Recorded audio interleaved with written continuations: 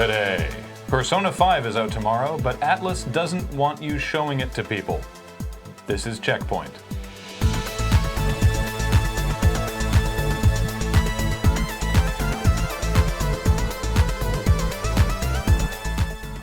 Welcome to CheckPoint, where this week Persona 5 is coming out tomorrow! Yeah, that game looked pretty neat. It's gonna be amazing! Cool. Well, maybe I'll pick up Persona 1, 2, 3, and 4 and play them tonight so I'm up to speed. What? If you're ever reminded of a once popular game and then questioned derisively, people still play that? First, don't be an asshole. Second, yes, they definitely do. Which brings me to Pokémon Go and its recent water event, in which water-type Pokémon spawned in more bountiful numbers. According to developer Niantic, over 589 million Magikarp were captured during the week-long event. Yes, 500 million carp. To say nothing of the presumably endless numbers of Chinchou, Squirtle, Shocktopus, and Remoraid. And sure, you probably don't care, and most of you don't even realize I made Shocktopus up, but holy carp, are people ever having a lot of fun catching Pokemon out there? The Nintendo Switch has turned out to be very popular, once again proving the existence of the one-off, one-on prophecy that dictates the financial success of Nintendo's home consoles.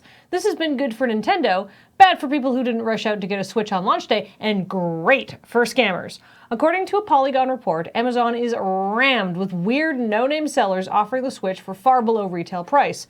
So what's happening? Well, you see, the listings have super long shipping times. So 6 weeks later, when your suspiciously cheap Switch still hasn't shown, the seller has already disappeared from Amazon and they don't have to refund your money. So how can you avoid getting scammed when you buy a Switch online? CheckPoint has prepared a handy 5-point plan.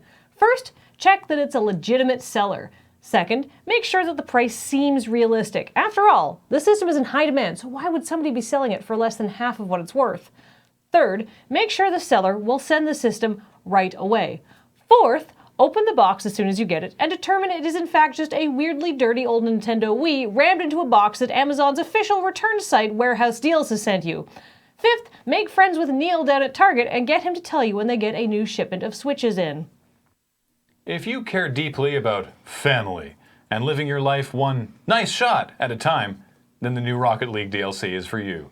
A tricked-out Dodge Charger, as driven by Vin Diesel's Fast and Furious protagonist, Dominic Toretto, will be coming to the car-based soccer game as a $2 DLC purchase.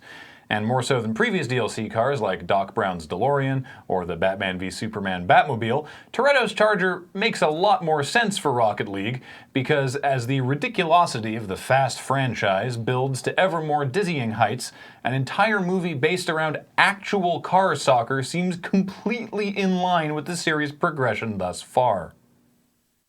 Atlus has blocked Persona 5 from using the PS4 sharing feature in an attempt to stop people from spoiling the game's central mystery. Which is a great idea, Atlus, but this being 2017, people still can stream the game and PCs still have capture cards, and in a pinch, people can just film their TVs with their phones, so really all this is doing is making it slightly more inconvenient to post videos of the game and not stopping the practice at all. Atlus, if I may offer my help, I've developed a foolproof way to deter people from spoiling Persona 5, and I know many other people invested in the game are already on board and using it. Allow me to demonstrate.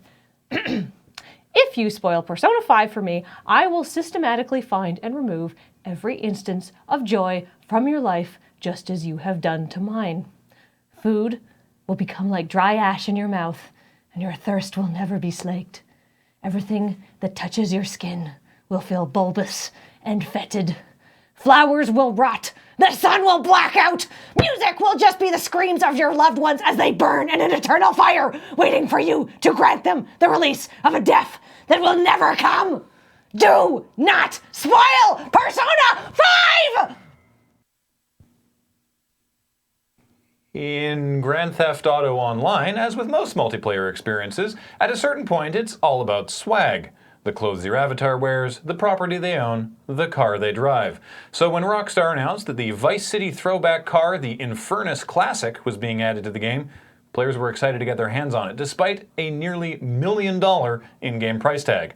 The only problem being, it's broken, and not in the fun way. The Infernus turns right just fine. But if you try to turn left, it spins out wildly. Players have localized the issue to the back left tire being registered as damaged by default. Rockstar is apparently aware of the issue, but in the meantime, some players have gone so far as to shooting out the back right tire to try to compensate. It hasn't really worked. A few players immediately flipped or returned the car, but most are forging on despite the issue. Like real supercar owners, they're not going to let a little thing like catastrophic system failure give them buyer's remorse. Oh no, they bought this $1 million car and they won't hear a damn word against it. So you're saying you would never do that? Oh, I'd absolutely do that. I'm totally that kind of person. I'm just never in my life going to be able to afford an actual supercar, but I'd definitely do it in a game. So if Destiny had offered a premium purchase, purple and gold Gallarhorn that played an air horn and laser light show every time it fired, but it would also just randomly kill you? Then I hope the rest of my raid team brought some shotguns, because G's running rockets only.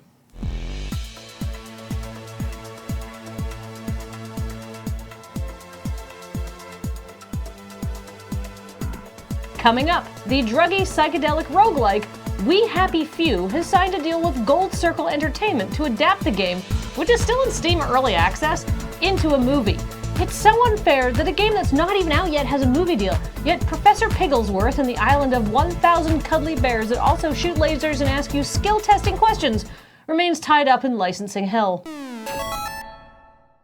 You did that to yourself. Yes. You wrote that. But Professor Pigglesworth and the island of 1,000 cuddly bears that also shoot lasers and ask you skill-testing questions is a really funny name. That's great.